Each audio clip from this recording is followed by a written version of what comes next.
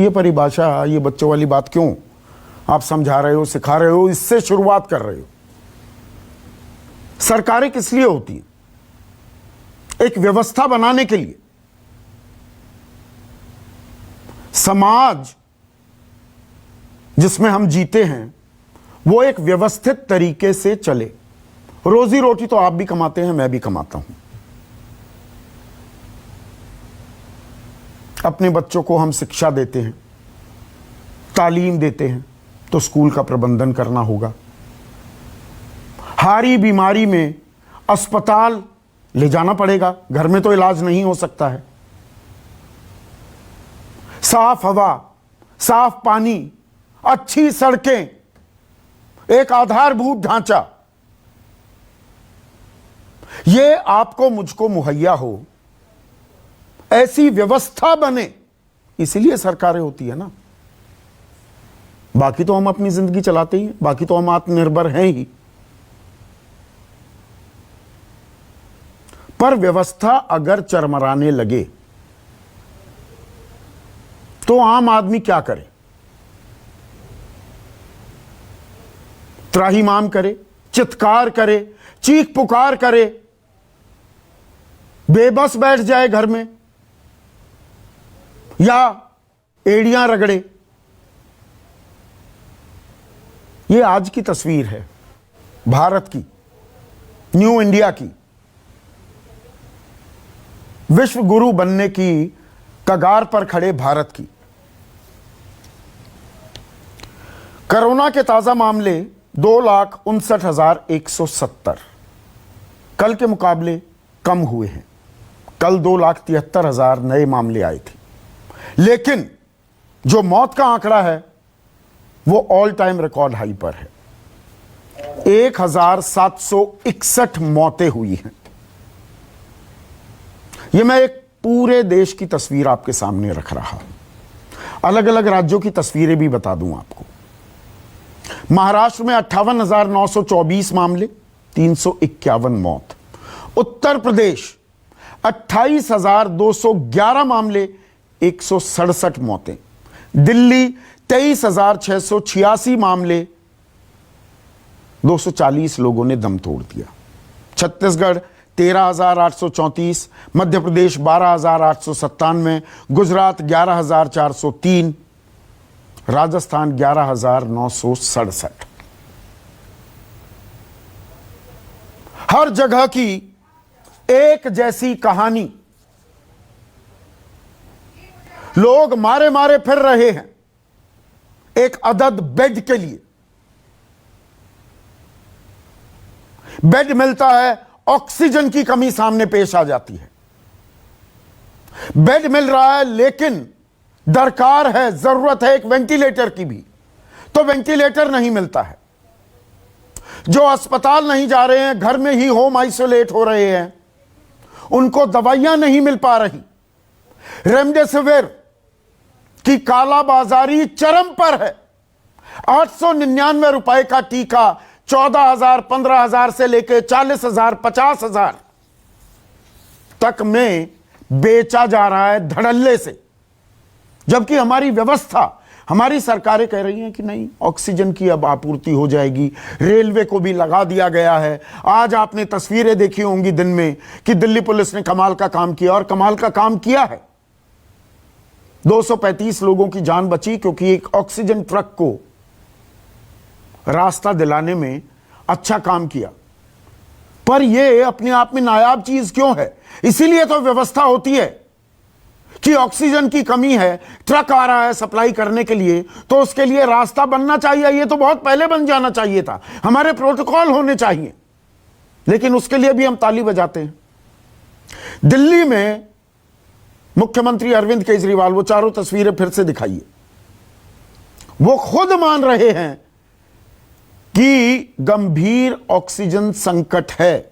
कुछ ही घंटों की ऑक्सीजन, राजधानी दिल्ली, देश के दिल दिल्ली में ऑक्सीजन की कमी है, तुरंत मुहैया कराई जाए, वो गुहार लगा रहे हैं। यहां आम आदमी भूल जाइए, सूबे के मुख्यमंत्री गुहार लगा रहे हैं। मुंबई की जो मैं तस्वीर दिखा रहा हूं, यह चंद्रपुर इलाके की तस्वीर है। यहां कोविड अस्पतालों में बेड ही नहीं मिल रहा। मरीज पिछले 2 दिन से चक्कर काट काट कर परेशान हो चुके हैं, पागल हो चुके हैं। बेड ऑक्सीजन ना मिलने के चलते अस्पताल के बाहर गाड़ी में ही दम तोड़ दिया। झारखंड की राजधानी रांची में, रांची जनरल अस्पताल के डॉक्टर शंभू प्रसाद का एक वीडियो सामने आया है। वो कहते हैं संक्रमितों के लिए, कोविड पेशेंट्स के लिए 35 बेड हैं। रेमडेसिविर इंजेक्शन की जरूरत है लेकिन मिलते ही नहीं है। डिमांड करो तो 5-10 मिल जाते हैं। लोग मर रहे हैं, डॉक्टर परेशान हैं। उत्तर प्रदेश की राजधानी लखनऊ का जिक्र मैं पहले ही कर चुका हूं, और पटना जो बिहार की राजधानी है, वहां एनएमसीएच अस्पताल के अधीक्षक कार्यमुक्त होने के लिए चिट्ठी लिख दी थी। बनारस में भी यही हाल है, ऑक्सीजन की कमी है। और बनारस की एक और तस्वीर, और जो कमजोर दिल वाले हैं, मैं आग्रह करूंगा आप तस्वीरें ये ना देखें, लेकिन ये भयावह तस्वीर है, ये आपको दिखाना जरूरी है। वाराणसी के हरीशचंद्र घाट की अब आप तस्वीर देखिए। लाइन लगी हुई है चिताओं की, अंतिम संस्कार में भी वेटिंग है। अंतिम संस्कार कराने जाइए, आपका अपना, आपके परिवार का सदस्य, आपका रिश्तेदार मौत हो गई, इंतजार करना पड़ रहा है। अंतिम संस्कार की भी वेटिंग लिस्ट शुरू हो गई है। और ये क्यों हुआ है? कोरोना से तो हम पिछले 1.25 साल से लड़ रहे हैं, घर में भी बैठे, लॉकडाउन भी हुआ, ताली थाली भी बजाई, फिर भरोसा दिया गया बेड बढ़ाए जाएंगे, वेंटिलेटर्स बनेंगे, पीपीई किट बनेंगी, मास्क बनेंगे, और बने भी। लेकिन आज हालत क्या है? सीरो सर्वे नवंबर से जनवरी के बीच, कल मैंने आपको कार्यक्रम में तफसील से जानकारी दी थी, वो चिल्ला चिल्ला कर बता रहे थे दूसरी वेव, दूसरी लहर आने वाली है, तैयार हो जाओ। लेकिन हम तैयार नहीं थे। हम तैयारी कर रहे थे चुनाव की, हम तैयारी कर रहे थे कुंभ मेले की। सब कुछ नॉर्मल चल रहा था, जैसे हमने हरा दिया। रायता फैल रहा था। बहुत ही गंभीर समस्या के लिए बहुत हल्के शब्दों का इस्तेमाल कर रहा हूं, लेकिन इसमें छिपा हुआ दर्द, आम आदमी का दर्द आप समझ रहे होंगे, पहचान रहे होंगे। रायता फैल रहा था और हमने रायता फैलने दिया। अब पानी नाक से ऊपर चला गया है, अब हम समेटने चले हैं और समेट नहीं पा रहे। आम आदमी परेशान है, यह मुझे बताने की जरूरत नहीं। किसी को भी फोन करो या किसी का भी फोन आए, बुरी खबर ही सुनने को मिलती है। मेरे पिता कोविड पॉजिटिव हो गए हैं, मेरे भाई की सांस उखड़ रही है, मेरी माता को वेंटिलेटर की जरूरत है, कहीं कोई बेड का इंतजाम करा दो, कहीं से दवाई का प्रबंधन करा दो। अरे किसी को बता दो, कुछ तो करवा दो। यह हालत है। अभी एक ताजा खबर आई है, एक आरटीआई के जरिए हम वैक्सीनेशन की बात कर रहे हैं। 1 मई से 18 साल के ऊपर जो लोग हैं, जो बालिग हैं, सब वैक्सीनेशन करा पाएंगे। तो एक आरटीआई के जरिए यह पता लगा है कि अप्रैल 11 तक 10 करोड़ टीके उपलब्ध कराए गए थे राज्यों को। उनमें से 44 लाख टीके तो बर्बाद कर दिए गए, 4.5% टीके बर्बाद कर दिए गए। सबसे ज्यादा वेस्टेज, घोर लापरवाही तमिलनाडु ने की, 12%। फिर हरियाणा, 9.25% टीके ऐसे ही जाया हो गए। आज उसके लिए आम आदमी 40-40, 50-50 हजार रुपए देने पर मजबूर हो रहा है, कालाबाजारी हो रही है। पंजाब 8.25%, मणिपुर 7.8% यानी कि 7.25%, तेलंगाना 7.5%। और जीरो वेस्टेज वाले गिने चुने राज्य हैं केरल, पश्चिम बंगाल, हिमाचल प्रदेश, मिजोरम, गोवा, दमन दीव, अंडमान और निकोबार और लक्षद्वीप। मैंने केंद्र शासित प्रदेश भी जोड़ दिए हैं। यह हमारी व्यवस्था है। अब दिल्ली में तो लॉकडाउन लगा दिया गया है 6 दिन का। कुछ ही देर पहले महाराष्ट्र के स्वास्थ्य मंत्री राजेश टोपे ने कहा पूर्ण लॉकडाउन लगेगा महाराष्ट्र में भी। कल से पूर्ण लॉकडाउन लग सकता है वहां पर, हालात ऐसे हैं।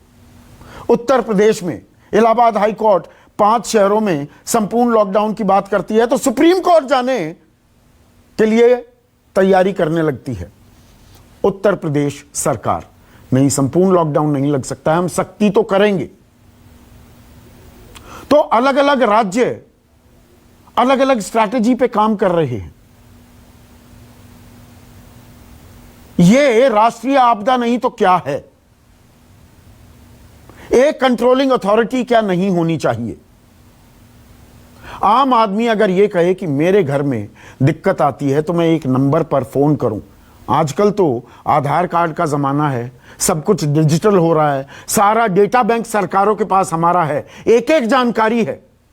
अगर मैं फोन करूं और मैं कहूं मेरे घर में कोई बीमार है तो तुरंत मुझे क्यों ना बता दिया जाए कि आपके इलाके में ये 10 अस्पताल हैं, यहां पर स्थिति ये है, आपको कल 11 बजे या कल 12 बजे, कल 1 बजे आपको ये बेड मिल जाएगा, आप वहां पर अपने मरीज को लेकर आ जाइए।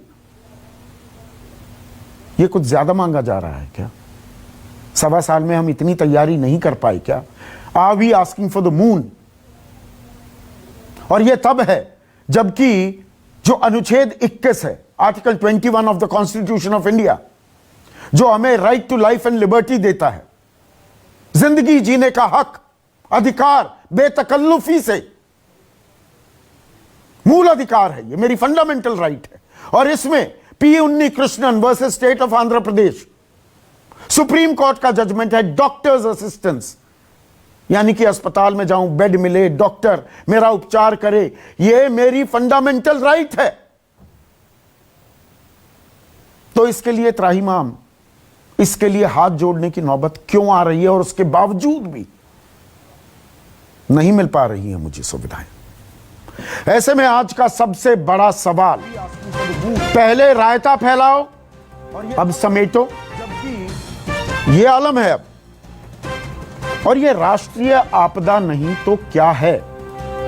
नेशनल हेल्थ इमरजेंसी क्यों नहीं डिक्लेयर की जाती है? एक क्लैरिटी क्यों नहीं है? या राज्यों की जिम्मेदारी है, केंद्र एक फैसिलिटेटिंग एजेंसी के तौर पर काम कर रहा है? हम इस मुहाने पर, इस चौराहे पर क्यों खड़े हैं? चर्चा में मेरे साथ बीजेपी के राष्ट्रीय प्रवक्ता प्रेम शुक्ला, कांग्रेस की राष्ट्रीय प्रवक्ता रागिनी नायक, डॉक्टर रागिनी नायक, अब पीएचडी कर चुकी हैं, समाजवादी पार्टी के राष्ट्रीय प्रवक्ता घनश्याम तिवारी, आम आदमी पार्टी के प्रवक्ता, उनके विधायक, उनके युवा चेहरा संजीव झा, अहम घटक है एनडीए सरकार के एलजेपी के नेशनल वाइस प्रेसिडेंट और मुख्य प्रवक्ता ए.के. वाजपेयी, और एक बेहद ही खास मेहमान जिनसे मैं राजनीतिक चर्चा कतई नहीं करने वाला हूं, डॉक्टर अशोक सेठ, चेयरमैन हैं फोर्टिस एस्कॉर्ट्स के, देश के सबसे बड़े डॉक्टरों में से एक। और डॉक्टर अशोक सेठ, देखिए रायता तो फैल चुका है और यहां पर ब्लेम गेम चलता रहे कि क्या किया क्या नहीं किया, सीरो सर्वे से हमने आकलन क्यों नहीं किया, बेड क्यों नहीं बढ़ाए, ऑक्सीजन हमने पर्याप्त मात्रा में क्यों नहीं मुहैया कराई। ये बातें तो होती रहेंगी, ये मैं आगे कर लूंगा। पर आज जिस स्थिति में है डॉक्टर अशोक सेठ, आम आदमी क्या करे? ये तो एक बहुत गंभीर स्थिति है। आपने सही पूछा कि आगे क्या करना चाहिए, इस टाइम पे क्या करना चाहिए। कैरलेसनेस और केयरलेस तो हर तरीके से हुई, इनफैक्ट पब्लिक से भी हुई, पॉलिटिशियंस ने भी सोचा कि, रेगुलेटर्स ने भी सोचा कि शायद ये चला गया है। बट आई थिंक जो सबसे अहम बात हुई है, जो कि हम भी नहीं एक्सपेक्ट कर रहे थे, और हम तो इस वायरस से लड़ रहे हैं right from the first case itself, front line health workers हैं। हमें भी एक्चुअली यही नहीं उम्मीद थी कि इतनी रैपिड राइज होगी, जो कि 2 हफ्ते में हमारा हेल्थ केयर सिस्टम ओवरवेल्म हो जाएगा। मुझे कुछ हफ्ते पहले की याद है कि 4 केस थे पूरे अस्पताल में, जबकि हमारे पास 100 बेड थे कोविड के। हमें इनफैक्ट डी एस्केलेट करना पड़ा था और गवर्नमेंट ने भी डी एस्केलेट कराया था, क्योंकि 2 या 4 पेशेंट थे और बेड खाली थे और नॉन कोविड पेशेंट्स को जगह नहीं मिल रही थी और हम कोविड के बेड्स खाली रखे हुए थे। उसको और आज 4 हफ्ते में हम एनिलेट हो चुके हैं, ओवरवेल्म हो चुका है। अब पेशेंट्स को क्या करना चाहिए? पहली बात बहुत इंपॉर्टेंट कि पैनिक नहीं करना है। देखिए, अब जो हम देख रहे हैं कुछ तो ऐसी तस्वीरें, और मुझे रोज 50 फोन कॉल्स आते हैं एग्जैक्टली वही कि एडमिट कर लीजिए, हमारा सांस उखड़ रहा है, हमारे पेरेंट्स। और अनफॉर्चुनेटली क्योंकि बेड्स नहीं हैं और कोविड के बेड्स स्पेसिफिक होते हैं तो हम उनको नहीं एडमिट कर पाते। बट ये भी मुझे पता है कि उनमें से 50% को तो एडमिशन की ज़रूरत ही नहीं है। वो पैनिक हो रहे हैं। जब उनसे डिटेल में बात करो, एक वीडियो कंसल्टेशन करो, उनको बताओ कि ये पैरामीटर्स होते हैं जो आप अपने आप से ही बेटर कर सकते हो। ये ऑक्सीजन सैचुरेशन किस तरह आपकी बेटर हो सकती है, आपको क्या क्या एनालाइज करना है। इनफैक्ट 2 दिन 3 दिन के बाद उन्हीं से वीडियो कंसल्टेशन हो रही होती है तो कहते हैं कि हम बेटर फील कर रहे हैं, अच्छा हुआ हम नहीं एडमिट हुए। उनको ये भी पता है कि बेड नहीं है तो वो और पैनिक हो जाते हैं। वो सोचते हैं कि अगले 2 दिन अगले 3 दिन में एडमिशन होगी। तो 50% तो ऐसे हैं कि अगर हमने होम केयर अगर इम्प्रूव करें तो हम उनकी देख रेख कर सकते हैं। अनफॉर्चुनेटली वो हमारा गवर्नमेंट का कभी वो फोकस रहा ही नहीं कि किस तरह हम होम केयर को इम्प्रूव करें। हमने सिर्फ सोचा कि अस्पताल के बेड और अस्पताल के बेड। जी, सेकंड बात ये, आपने एक सेकंड सर रोक रहा हूं मैं आपको। आपने बिल्कुल सही कहा, पैनिक नहीं करना है। आम आदमी को थोड़ा इत्मीनान रखना होगा। लेकिन sir, it is easier said than done. जब अपने घर में सांसें उखड़ रही हो, आपके पिता की, आपकी माता की, आपकी पत्नी की। मैंने आज, मेरे ही एक करीबी मित्र हैं, उनकी एक कॉलीग हैं, माता को पहले खोया, फिर पिता को खो दिया और पति भी कोविड पॉजिटिव हैं। मतलब उनको यही नहीं मालूम मैं कहां हूं, कर क्या रही हूं। आम आदमी को तो बता दिया जाता है कि आम आदमी ये करे। मेरा सवाल सर ये है, सरकारें क्या करें? एक सिस्टम नहीं बन सकता? हमारा डेटाबेस सब कुछ तो है सरकार के पास कि एक सेंट्रलाइज सिस्टम हो। अब कहीं भी हम भागते फिर रहे हैं, सर मारते फिर रहे हैं कि कोई भी अस्पताल मिल जाए, कैसे भी मिल जाए। सॉल्यूशंस है और सॉल्यूशंस क्लियरली हैं। देखिए, किसी भी पेशेंट को इधर से उधर भटकने की जरूरत कभी नहीं होनी चाहिए। जो मैंने कहा कि ठीक है हम उनसे बात कर रहे हैं, एक सेंट्रलाइज सिस्टम बहुत इंपॉर्टेंट है जो बताए कि अगर अभी भी हम कहते हैं कि 100 अगर सपोजिंग हम कहते हैं कि आईसीयू बेड्स हैं, वो कहां पे हैं? आफ्टर ऑल इसीलिए तो पेशेंट भटक रहा है, इसीलिए तो पेशेंट भटक रहा है कि उसको नहीं पता, वो हर अस्पताल से अस्पताल भटक रहा है। किसी भी वेबसाइट पर, डिजिटल प्लेटफॉर्म पर, किसी भी सार्वजनिक जगह आम आदमी को यही नहीं मालूम बेड कहां अवेलेबल है। हम कहते हैं कि ये स्टेट सीक्रेट हो गया है। हमने लास्ट टाइम भी ये बात कही थी। आप सोचिए जब नवंबर में ऐसी बातें हुई थी, ऐसे ये व्यूज आ रहे थे, विजुअल्स आ रहे थे, तब भी हमने कहा था 500 लोगों की हेल्पलाइन बहुत आसानी से बन सकती है। अगर आप कह रहे हो कि 100 बेड है तो वो 100 बेड तो ऑक्यूपाई होने चाहिए। अगर हम कह रहे हैं कि हमारे पास 300 या 400 ऑक्सीजन बेड्स हैं या 1000 ऑक्सीजन बेड्स हैं, तो लोगों को पता होना चाहिए कि कहाँ मिलेगी। उनको भटकना नहीं चाहिए। वो कुछ घंटे इतने इंपॉर्टेंट होते हैं कि अगर उनको सुविधा प्राप्त हो जाए तो वैसे ही पेशेंट बेटर होना शुरू हो जाएगा, वैसे ही वो स्टेबलाइज हो जाएगा और वैसे ही मौतें कम हो जाएंगी। हमें वरी इस बात की है, and I am speaking totally as a doctor, हमें वरी इस बात की है कि जिस हिसाब से पेशेंट्स बढ़ रहे हैं, अनफॉर्चुनेटली उसी हिसाब से हमारी मौतें भी होंगी। चाहे वो मौतों की परसेंटेज ज्यादा ना हो, बट नहीं सर, कल के मुकाबले आंकड़े तो घटे हैं लेकिन मौत बढ़ गई है। बढ़ गई है और बढ़ेगी ही। दूसरी वजह से इसलिए बढ़ेगी कि जितने पेशेंट्स और ज्यादा होते जाते हैं, doctor finally, health care professionals तो उतने ही हैं। हम बात करते हैं कि हमने वेंटिलेटर बढ़ा दिए, हम बात करते हैं कि हमने बेड्स बढ़ा दिए, बट वही डॉक्टर आज non Covid patients, heart disease के पेशेंट्स, बाईपास सर्जरी हो रही है, चाहे वो डायलिसिस हो रही है, चाहे वो ट्रॉमा आ रहा है, वही एनेस्थेटिस्ट, वही इंटेंसिविस्ट, वही डॉक्टर उन पेशेंट को भी देख रहे हैं और वही पेशेंट अब कोविड को भी देखेंगे साथ साथ। तो ये जो हम सोचते हैं कि डॉक्टर एक मशीन है जो कि पीपीई पहन के 12 से 24 घंटे भी काम कर लेगा और अगले दिन आके हार्ट सर्जरी भी करके पेशेंट को ठीक कर देगा, ये नामुमकिन है। नहीं हमें तो मैं यहाँ पर डॉक्टर्स तो हमारे फ्रंटलाइन मैं तो आपकी बात कर रहा हूं, मैं तो और आप लोगों को हम परेशान भी करते रहते हैं। हम तो प्रैक्टिकल प्रॉब्लम्स भी समझा रहा हूं। हाँ। कि यही वजह है जो हम कहते हैं कि एक तरफ तो हमारा इंफ्रास्ट्रक्चर कंप्लीटनेस में बढ़े, सेकेंडली पेशेंट को ऐसी सुविधाएं प्राप्त हो जिसमें कि उनको दर भटकना ना पड़े, उनको पता हो कहाँ पे जाना है। अब दिल्ली हाई कोर्ट ने डॉक्टर अशोक सेठ आज कहा कि भाई ऑक्सीजन क्यों नहीं पूरी कर पा रहे हो, आर्थिक हित मानव जीवन से ज्यादा महत्व नहीं रखता है, ये पैसे कमाने की बातें छोड़ दो, फैक्ट्रियों में जो ऑक्सीजन सप्लाई हो रही है उसे मरीजों के लिए मुहैया कराया जाए। ऐसे कौन से उद्योग हैं जिनकी ऑक्सीजन आपूर्ति कम नहीं की जा सकती? इसके लिए एक मिली जुली एक तालमेल करना होगा ना। दिल्ली में ऑक्सीजन की कमी है, राज्य सरकार अकेले कर लेगी क्या? या बिहार में कमी है, बिहार में ऑक्सीजन प्लांट नहीं है तो झारखंड से मांगेगा, झारखंड कह देता नहीं देते हम। दवाइयों की कमी हो रही है तो कोई एक सेंट्रलाइज्ड कमांड होगा कि नहीं होगा, या नहीं होनी चाहिए? ये बिल्कुल होनी चाहिए और हो भी रही है। आई एम एक्सपेक्टिंग दिस कि ये सब जो चीजें आप कह रहे हो ये अगले एक हफ्ते में करेक्ट होने वाली हैं।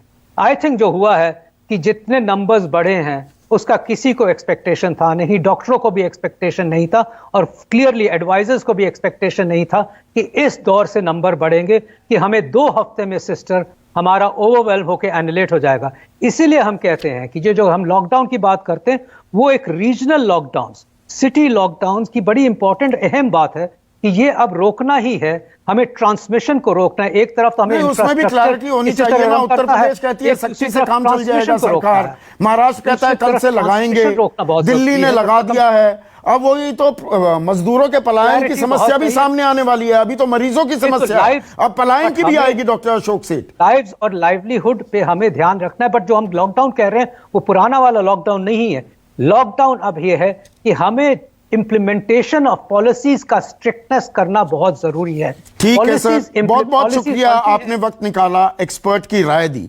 अब प्रेम शुक्ला, ये तो आप मानेंगे रायता फैला हुआ है, अब हम समेटने में लगे हैं, पर समेटने में आह, पीड़ा, दर्द आम आदमी को हो रहा है। देखिए, महामारी भयंकर रूप में है। स्वयं आपके डॉक्टर जो विशेषज्ञ यहाँ पर फोर्टिस अस्पताल के चेयरमैन बैठे थे, उन्होंने खुद बताया कि किस तरह से विशेषज्ञों को भी अनुमान नहीं था कि महामारी इस भयंकर स्वरूप में प्रकट होगी। इस कारण जो पूर्व तैयारियां हो सकती थी वो तैयारियां भी नहीं हो पाई। यह स्वयं आपके ही पैनल पर अभी अभी आपके विशेषज्ञ डॉक्टर ने बताया। ऐसे में रायता फैला, इस टर्मिनोलॉजी आप यूज कर सकते हैं, आपका अधिकार है, लेकिन रायता फैलने की बजाय महामारी जिस भयंकर स्वरूप में आई है उससे मुकाबला करने में हमारे तो वो बेड बढ़ाने थे, ऑक्सीजन सप्लाई दुरुस्त करनी थी, वैक्सीन्स बन रही थी, वो रेमडेसिविर के इंजेक्शंस बन रहे थे, वो सब कुछ ठंडे बस्ते में क्यों डल गया कि नहीं अब कोरोना से हम जीत गए? नहीं, कोई ठंडे बस्ते में नहीं पड़ा था। रेमडेसिविर हम एक्सपोर्ट कर रहे थे क्योंकि हमारे यहाँ लोकल डिमांड्स कम थी, इसलिए एक्सपोर्ट होता है। अब रेमडेसिविर जैसे ही कमी महसूस होने लगी तो उसके एक्सपोर्ट को प्रतिबंधित कर दिया गया। राज्य जो है वो जिनको जैसी आवश्यकता पड़ रही है वो ले रहे हैं। जैसे आपने देखा मध्य प्रदेश में रेमडेसिविर की वायल्स जो है वो स्पेशल चॉपर से अलग अलग जिलों में बांटी गई।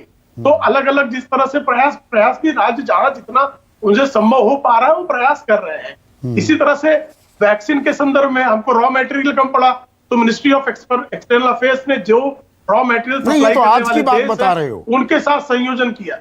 नहीं, वो जब कम पड़ेगा उसी समय। प्रेम शुक्ला जी, नहीं, मैं नवंबर से जनवरी के बीच में जब ग्राफ गिरने लगा उसके बाद हमने किस चीज की तैयारियां की?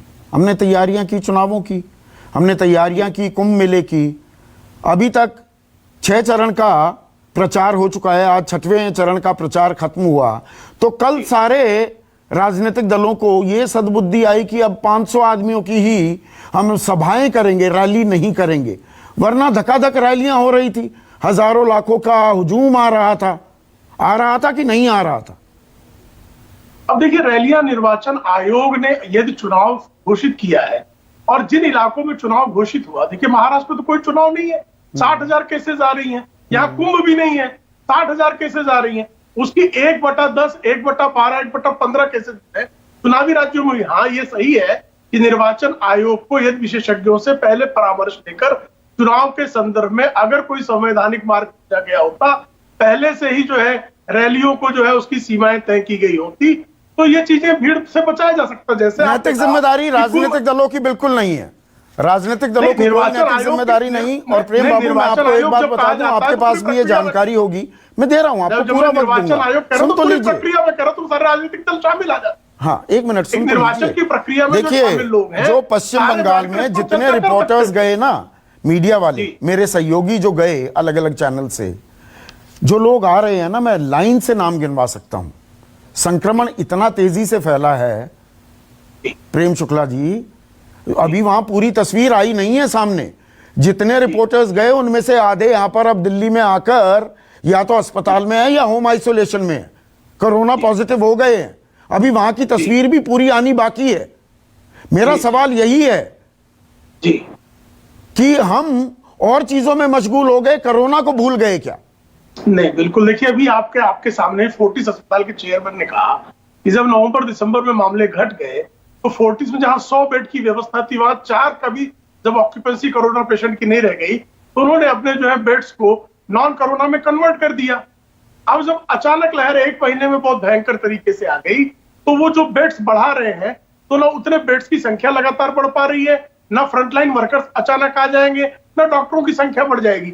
ऐसे में निश्चित तौर पर अराजकता वाली स्थिति अस्पतालों में भी पैदा होती है। आम आदमी को नहीं मिल रहा है ना, आप ये तो मानते हैं प्रेम शुक्ला? हाँ, निश्चित। मैं बता रहा हूं, मैं 1 महीने से, मैं तो महाराष्ट्र जहां सबसे अधिक कोरोना का प्रसार है, मैं 1-1.5 महीने से बेड ले पाने के लिए रोज 1-2 पेशेंट्स के लिए लड़ रहा होता हूं, लिटरली। और ऐसा क्यों है? नहीं, अच्छा काम कर रहे हैं प्रेम बाबू, नेक काम कर रहे हैं, लड़ रहे हैं आम आदमी के लिए, दुआएं मिलेंगी आपको। पर मुझे एक चीज समझाइए, आम आदमी को बेड के लिए लड़ना पड़ता है और हमारे नेताओं, हमारे मंत्रियों को, हमारे मुख्यमंत्रियों को जब कोरोना होता है, मैंने आज तक एक वाकया नहीं सुना कि भाई मंत्री को, मुख्यमंत्री को, नेता को, सांसद को बिस्तर मिलने में दिक्कत हुई हो। मैंने शुरू में कहा ना, what is democracy? Government of the people, for the people, by the people. हम ही तो हैं यहाँ के राजा। राजा बेड के लिए त्राहिमाम करे, गुहार लगाए, और जिसको हम चुनते हैं उसको तुरंत बेड मिल जाता है। ये भी एक हकीकत है ना? नहीं, एक सही बात कह रहे हैं आप चौधरी जी, आपकी सही बात है। और निश्चित तौर पर हर जिले में, हर बड़े शहर महानगर में इसके लिए डैशबोर्ड बनना चाहिए, ताकि जो है कहाँ कितना बेड है, किसकी अवेलेबिलिटी है, किसको प्रायोरिटी दी जाए, ये ऑटोमेटिक ढंग से वैज्ञानिक विधि से इसका जो है उपयोग किया जाना चाहिए। बहुत अच्छी बात कही, यही मैं सवाल पूछना चाह रहा था, यही सवाल। बहुत अच्छी बात कही प्रेम बाबू। रागिनी नायक, इसमें कौन सी रॉकेट साइंस है? डैशबोर्ड जो प्रेम शुक्ला कह रहे हैं, डैशबोर्ड क्यों नहीं बन जाते? आम आदमी को क्यों ना पता हो? अगर मैं नोएडा में रहता हूं, मेरे घर में कोई दिक्कत पेश आन पड़े, तो मुझे पता हो कि वो अस्पताल है, वहां पर बिस्तर खाली होगा और ये कब खाली होगा, और मैं वहां जाकर भर्ती करा दूं।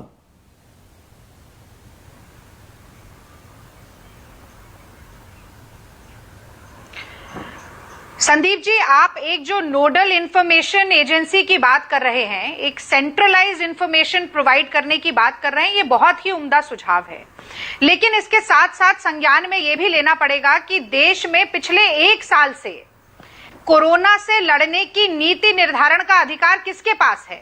हेल्थ इमरजेंसी चाहे लगी हो चाहे ना लगी हो, लेकिन डिजास्टर मैनेजमेंट एक्ट जरूर लगा था पिछले साल, और उसके बाद से सारे जो नीति निर्धारण हो रहा है वो सेंट्रलाइज्ड है, केंद्र सरकार के पास है। तो ये सवाल तो पूछा ही जाएगा। और सुनिए मेरी बात ध्यान से, आज देश की जनता का हाल ये है कि हर एक नागरिक जो देश का है वो कह रहा है कि कोई उम्मीद नजर नहीं आती, कोई सूरत नजर नहीं आती। पहले आती थी हाले दिल, हालातों पे हंसी, आज किसी बात पर नहीं आती। देश में रुदन, क्रंदन, बेबसी और भय है, और केंद्र सरकार कैसे करेगी? केंद्र सरकार अगर हेल्थ इमरजेंसी लगाएगी तो उसे जिम्मेदारी तो लेनी पड़ेगी ना, और जिम्मेदारी से पल्ला झाड़ना किसे कहते हैं, इसको लगातार केंद्र सरकार चरितार्थ कर रही है। अमित शाह जी ने एक क्रोनोलॉजी समझाई थी, मुझे 1 मिनट का समय दीजिएगा, थोड़ी सी क्रोनोलॉजी मैं भी समझाना चाहती हूँ। आप देखिए, पिछले साल फरवरी में WHO ने कहा कि कोरोना महामारी है, वो ग्लोबल पेंडेमिक है। उसके बाद भारत में नमस्ते ट्रंप का आयोजन करना केंद्र सरकार का निर्णय था। कोरोना से लड़ने के बजाय मध्य प्रदेश की सरकार को गिराना केंद्र सरकार का निर्णय था। ये 1 साल पुरानी बातें, इस पर हम बहुत चर्चा कर चुके हैं। रागिनी, लॉकडाउन लगाना नहीं क्रोनोलॉजी हो जाएगी, अभी आम आदमी के दर्द की बात करते हैं। आप पूरी बात सुन लीजिए। नहीं, मैंने ये पूरी बातें सुन रखी हैं। मैंने आपसे कहा था मुझे 1 मिनट दीजिए। 1 मिनट रागिनी, ये क्रोनोलॉजी है, यहाँ पर ये कोई चुनावी सभा थोड़ा हो रही है रागिनी। सवाल आज का है, आपने ये माना डैशबोर्ड होना चाहिए, लेकिन जिम्मेदारियों की जहां तक बात है, थोड़ा सा आप धैर्य तो रखिए। मैं धैर्य रखता हूं, आम आदमी धैर्य खो रहा है। होगा अगर आप सुनेंगे। हाँ सुनाइए। आप सुनते नहीं। हाँ सुनाइए। मेरा अब देखिए, मेरी बात आप लंबा समय देंगे नहीं, इसलिए लब्बो लुबाब मेरी बात का यह है कि अगर लॉकडाउन लगाने का निर्णय केंद्र सरकार का होगा, दवाई कौन बनाएगा, उसका कैसे ट्रायल होगा, उसकी प्रोक्योरमेंट कैसा होगा और डिस्ट्रीब्यूशन सिस्टम क्या होगा, यह केंद्र सरकार का निर्णय होगा। केंद्र सरकार, मोदी सरकार ही ये निर्णय लेगी कि अपने लोगों को हम मरने के लिए छोड़ देंगे और हम 6.5 करोड़ वैक्सीन जो है दूसरे देशों में पहुंचाएंगे, तो जिम्मेदारी भी तो केंद्र सरकार की होगी। आज केंद्र सरकार क्या कह रही है? हमारे देश में मीडियन एज 25 साल है। केंद्र सरकार ने आज घोषणा कर दी कि 18 साल से 45 साल के लोगों को वैक्सीनेशन लगाने की जिम्मेदारी अब राज्य सरकारों की होगी और प्राइवेट कंपनियों की होगी। जो 200-250 रुपए में वैक्सीनेशन हो रहा है हमारे देश में, उसका दाम अचानक से बढ़ जाएगा। क्या ये आज की समस्या नहीं है? क्या इसका नीति निर्धारण केंद्र सरकार ने अचानक से नहीं कर दिया? क्या राज्य सरकारों से इसके बारे में पूछा गया? क्या हमारे देश में हर राज्य का रेवेन्यू जनरेशन का जो एक सिस्टम है वो एक जैसा है? क्या आप नागालैंड को कर्नाटक के साथ कंपेयर कर सकते हैं? क्या आप असम को मध्य प्रदेश या गुजरात के साथ कंपेयर कर सकते हैं? तो ऐसी परिस्थिति में हम किससे सवाल पूछेंगे? आज राज्य मैं सवाल व्यवस्था से पूछ रहा हूं रागिनी। लेकिन रागिनी, नहीं राजनीतिक आरोप प्रत्यारोप हो जाएंगे। अब रागिनी, आप धारा प्रवाह बोले जा रही हैं। 1 मिनट, अब शांति रखिए, अब शांति रखिए रागिनी। ये पॉलिटिकल पॉइंट स्कोरिंग का गेम चल रहा है क्या? मेरा सवाल ये है, आप वैक्सीन की बात कर रहे हैं, वैक्सीन में भी इम्यूनिटी आने में 3 महीने लग जाते हैं। सवाल मेरा ये है, आज की तारीख में अगर बेड नहीं मिल रहा है, वो किसकी जिम्मेदारी है? आज ऑक्सीजन की कमी है, आम आदमी परेशान हो रहा है, रेमडेसिविर नहीं मिल रही है, दवाइयां नहीं मिल रही है। उसके लिए ये साझा लड़ाई होगी कि नहीं? या जी आप गलत और हम बैठकर ताली बजाएं क्या यहां पर? नहीं संदीप जी, आप देखिए राज्य सरकार हो या केंद्र सरकार हो, दोनों को चुनकर सरकार पे बिठाने का काम जनता करती है। दोनों के जितने विधायक हैं, जितने सांसद हैं, सब जनप्रतिनिधि हैं, सबकी साझा जिम्मेदारी है। और अगर हाथ पकड़कर काम नहीं करेंगे तो काम होगा नहीं। लेकिन मैं क्रोनोलॉजी इसीलिए समझा रही थी कि पिछले पूरे 1 साल को आपको देखना होगा। अगर पीएम केयर फंड को आरटीआई से बाहर रखकर हजारों करोड़ रुपया उसमें आया है, उसके बाद भी बेड नहीं है, उसके बाद भी वेंटिलेटर नहीं है, उसके बाद भी आईसीयू नहीं है, उसके बाद भी रेमडेसिविर नहीं है। सीरम इंस्टीट्यूट कहता है हमारे पास इंग्रेडिएंट खत्म हो गए, 2 महीने पहले चिट्ठी लिखी थी, लेकिन सरकार उसके ऊपर कोई काम नहीं करती। तो ये राज्य सरकारों के पास इसका नीति निर्धारण की जिम्मेदारी भी नहीं थी और अधिकार भी नहीं था। तो जिम्मेदारी की जब बात आए तो आप कहें कि ये राज्य सरकारों का काम है। नहीं, आपकी देखिए ये राजनीतिक, 1 मिनट संजीव झा, ये राजनीतिक नूरा कुश्ती में मेरा सवाल बड़ा साफ है, बिल्कुल क्लियर हूं मैं इस बारे में। ये राजनीतिक आरोप प्रत्यारोप आपको मुबारक, कौन सही कौन गलत आपको मुबारक। हमने आपको चुना था, हमें तो भैया बिस्तर चाहिए। अगर मेरे घर में कोई मरीज है तो मुझे तो दवाइयां चाहिए, मुझे चाहिए वो व्यवस्था जहां पर ऑक्सीजन की कमी ना हो, जहां वेंटिलेटर की जरूरत हो तो वो मिल जाए। गलत मांग रहा है क्या आम आदमी? संजीव झा, मुझे आपकी राजनीति से क्या लेना देना? मुझे अपने परिवार की जान की परवाह है। नहीं संदीप जी, बिल्कुल मैं आपकी बात से सहमत हूं कि जब मैं आपके चैनल पर बैठा हूं तो लोग ये जानना चाहते हैं कि हम कोरोना से कैसे बचेंगे, किस तरह से हमारा इलाज होगा।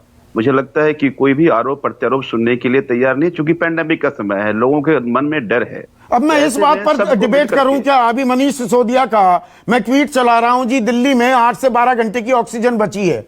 मैं अब आपसे और प्रेम शुक्ला से यहां आधे घंटे भिड़ता रहूं जी, ऑक्सीजन की कमी क्यों हुई, कौन जिम्मेदार है? मेरा सवाल यह है, ऑक्सीजन कब मिलेगी, दिल्ली में पर्याप्त कब होगी और कौन करेगा? बिल्कुल आप कह रहे हैं। और मैंने कहा कि जब पैंडेमिक का टाइम होता है तो सबको मिलकर के काम करना है, राजनीति से ऊपर उठ के काम करना चाहिए। ये देश को बचाने की लड़ाई है और सबको मिलकर काम करेंगे तभी ये देश बचेगा, जो कमोबेश अभी हालात हैं।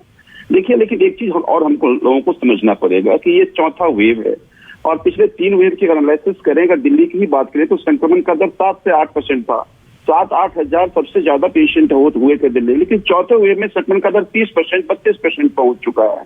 और जब इस संक्रमण की दर में 25-26 हजार पेशेंट रोज आ रहे हैं, तो 25-26 हजार पेशेंट आ रहे हैं, तो ये बिल्कुल ठीक है कि इतना अंदाजा इस तरह का वेव होगा किसी को अंदाजा नहीं था।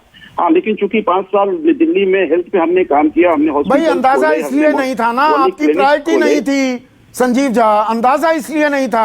आप लोगों को अस्पताल मिल जाएंगे। आप बहुत सारे नेता बहुत अच्छा काम कर रहे हैं, मैं तो नाम लेकर बोलता हूं, बहुत सारे नेता बहुत अच्छा काम कर रहे हैं आम लोगों के लिए, पर दरअसल जो मंत्री संतरी है ना इस देश में, उनके लिए बेड की कमी नहीं होती। एलएनजेपी पर आम आदमी को एक बेड पर 2 मरीजों को बैठना पड़ता है। ये आम आदमी के साथ होता है। नेताओं को पता है मेरा काम तो निकल जाएगा, हो जाएगा मेरा प्रबंध, तो आप क्यों सोचेंगे? नहीं संदीप जी, ऐसा नहीं है कि जिनको जनता ने चुना है वो इतने बेपरवाह हो सकते हैं। लगातार 3 दिन से हमें नींद नहीं आई, हमने सोया नहीं है। सरकार के साथ साथ हमने अपना पर्सनल हेल्पलाइन शुरू किया और लोगों की मदद कर रहे हैं, हॉस्पिटल्स दौड़ रहे हैं, लोगों की कमियों को देख रहे हैं, बैक करने से इसीलिए तो चुना था, कमी ना हो।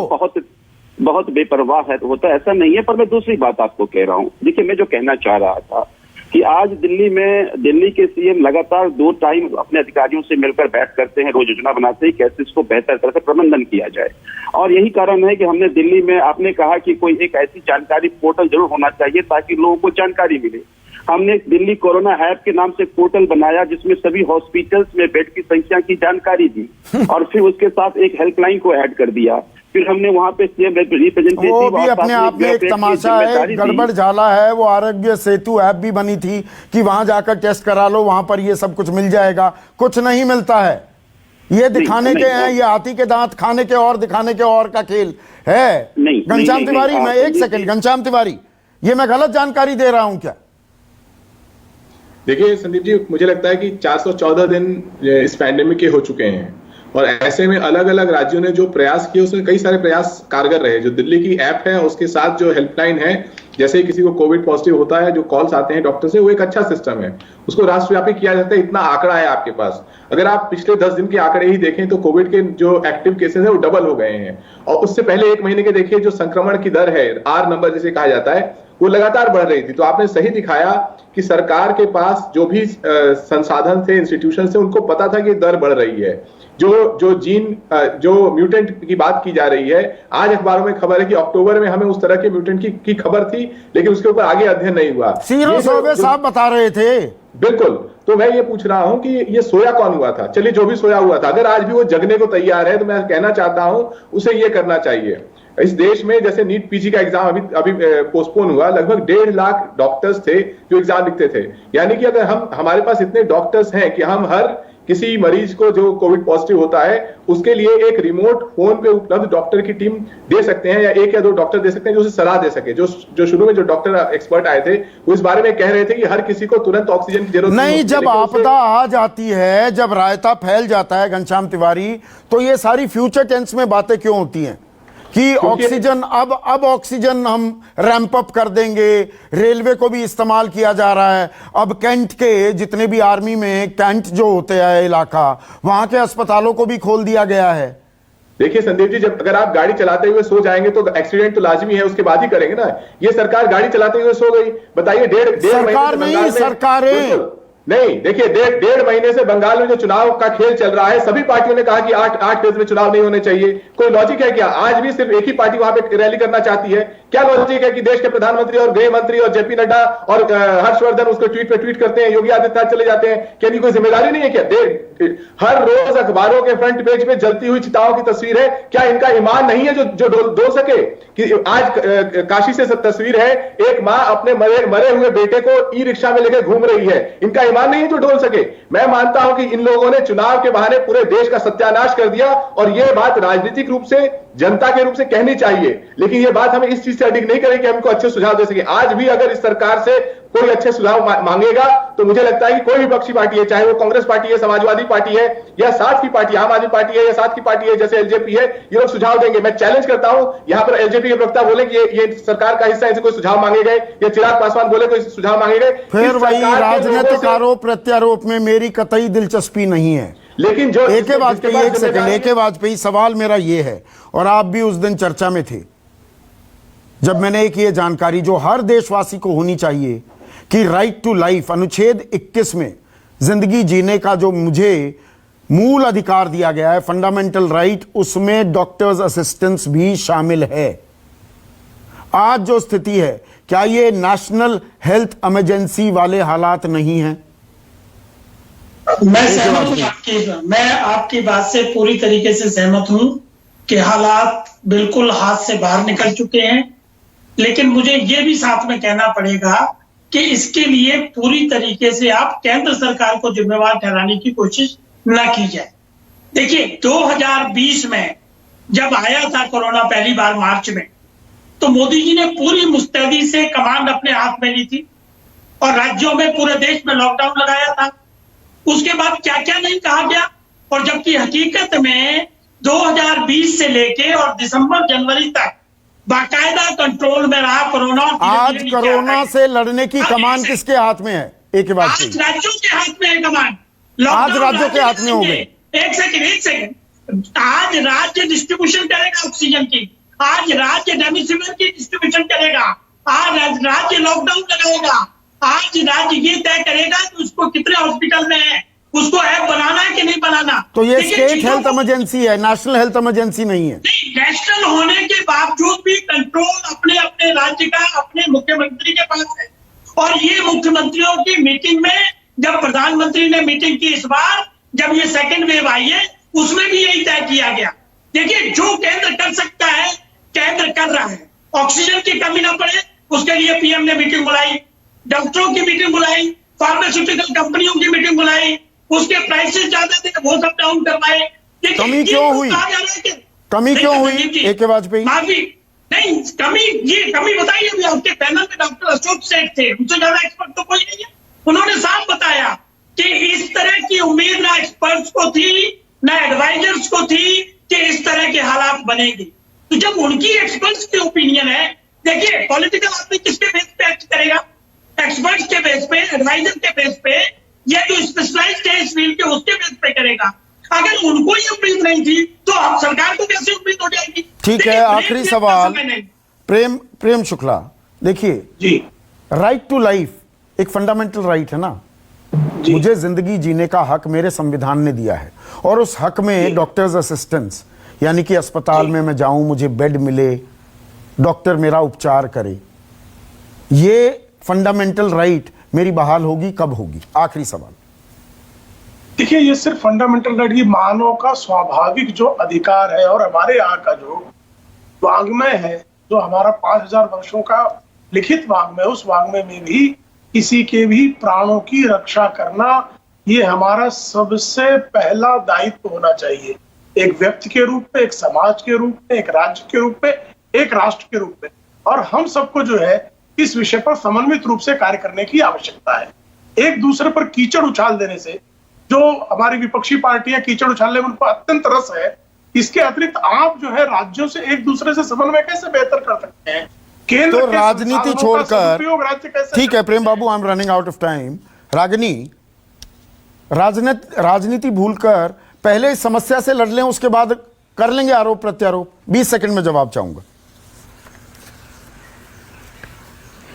संदीप जी कहां राजनीति की? आप मुझे बताइए, क्या राहुल गांधी पिछले साल से सुझाव नहीं दे रहे हैं? चाहे नोटबंदी की बात हो, डॉक्टर मनमोहन सिंह ने कहा कि 2% जीडीपी गिरेगी, मजाक उड़ाया, कहा गया कि वो तो रेनकोट पहनकर नहाते हैं।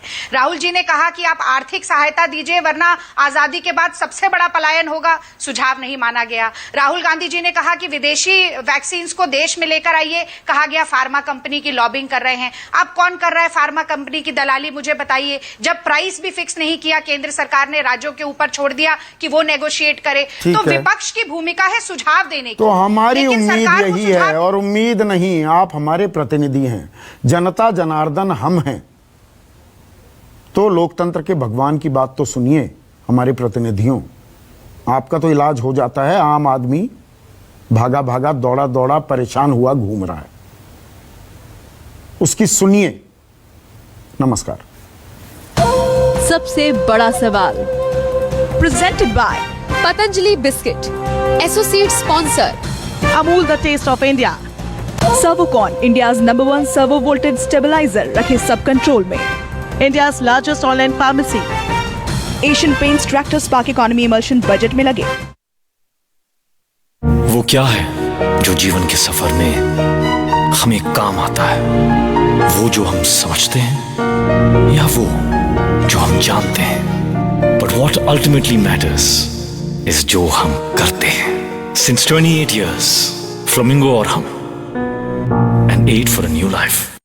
नाम बोलो। बालमुरुगन नागराजन पुल्ली राजू पुट्टा मुरुगन बालस्वामी शेखरन पुट्टपर्ती कुलशेखर मंगलम कीट बर्थ सर्टिफिकेट पे बेबी का नाम लिखो।